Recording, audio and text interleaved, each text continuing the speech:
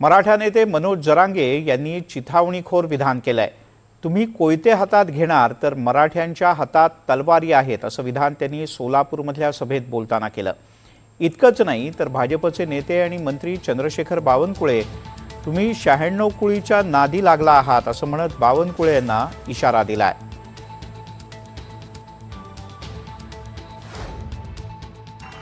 सगळ्याचा कण गिरायची ताकद एकट्या मराठ्याच्या सगळ्याचा कण गिरू शकते।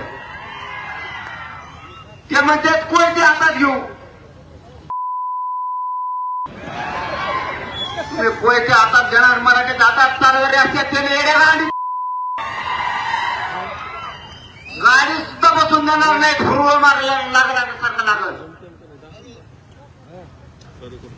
इतकं टोकाचं पाऊल उचलायची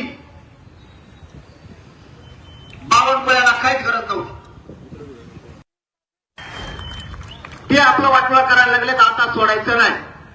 बघूयात आता चूक दुरुस्त करत म्हणले केली तर चांगली गोष्ट, तरी आंदोलन 29 होणार।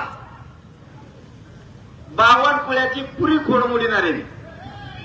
बावनकुळे 96 कुळीच्या नादी लागला। आता बघ 96 कुळीचं रक्त कसलं आहे। बावनकुळीचं रक्तच माहित नाही आम्हाला कोणाला, आहे का रे तुम्हाला कोणाला माहित? आम्हाला 96 कुळीचं रक्त माहिती कसलं आहे।